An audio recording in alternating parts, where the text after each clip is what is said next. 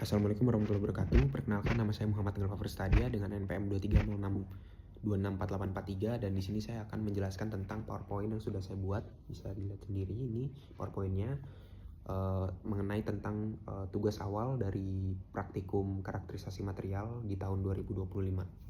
Mungkin langsung saja masuk ke materinya. Yang pertama ada Atomic Absorption Spectroscopy atau AS.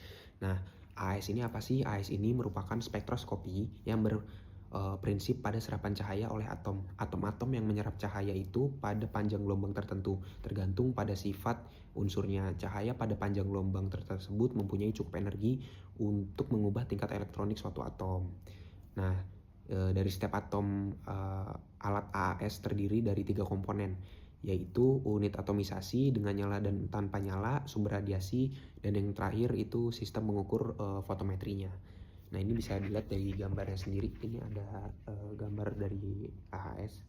Nah, terus kita langsung masuk ke kelebihan dan kekurangan analisis AHS-nya. Untuk kelebihannya sendiri itu lebih sensitif, lebih spesifik, dan juga dapat digunakan untuk penentuan kadar unsur yang konsentrasinya sangat kecil.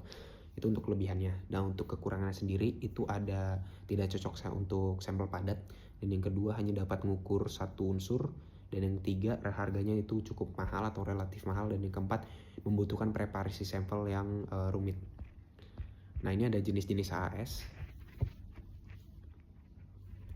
Untuk yang pertama ada Flame Atomic Absorption Spectroscopy atau FAAS, dan yang kedua ada Graphite Furnace Atomic Absorption Spectroscopy atau GFAAS.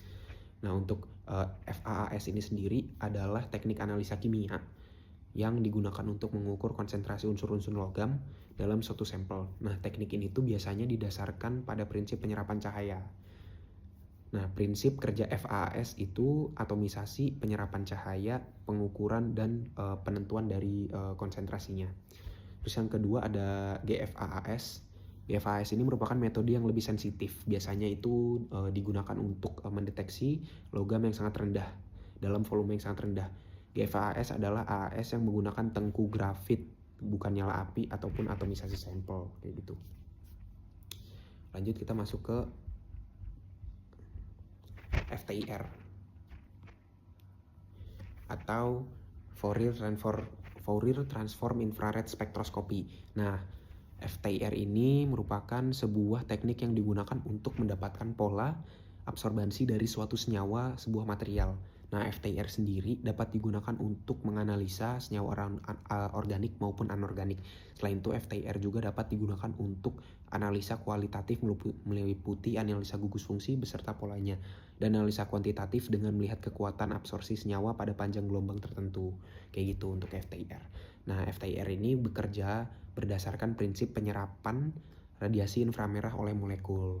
Nah, ini di sini ada kegunaan dan juga kelebihannya dari FTIR sendiri. Untuk kegunaannya itu ada 5. Yang pertama sebenarnya ada lebih, cuma saya masukin 5. Ada identifikasi senyawa, analisis kualitatif, kuantitatif, kontrol kualitas, dan juga yang terakhir ada penelitian material, kayak gitu. Dan kelebihannya sendiri itu cepat dan mudah, tidak merusak sampel, informasi yang banyak, dan bisa dipakai di berbagai aplikasi, kayak gitu. Dan itu kita masuk ke UV vis atau ultraviolet visible. UV vis ini merupakan salah satu metode analisis yang memang banyak digunakan dalam bidang kimia penelitian untuk analisis kualitatif dan kuantitatif senyawa organik maupun anorganik gitu. Metode ini tuh diterapin secara luas, umumnya digunakan untuk penentuan senyawa dalam jumlah yang sangat banyak dengan intensitas radiasi yang ditransmisikan atau diserap. Nah, secara keseluruhan spektrofotometri UV vis adalah metode serbaguna yang banyak digunakan dalam kimia analitik karena sensitivitas atau spesifitas dan akurasinya yang tinggi, kayak gitu. Jadi UV vis banyak digunakan di situ untuk gambar. Lalu ada jenis-jenis UV vis. Nah, untuk jenis-jenis UV vis sendiri itu ada UV vis single beam dan juga UV vis double beam. Nah, untuk single beam sendiri itu hanya ada penjelasannya itu hanya ada satu berkas cahaya yang melewati sampel dan kemudian langsung menuju detektor. Nah, kelebihan dari UV vis ini sendiri, UV vis single beam ini sendiri adalah biayanya tuh yang cukup terjangkau gitu loh dibanding yang double beam.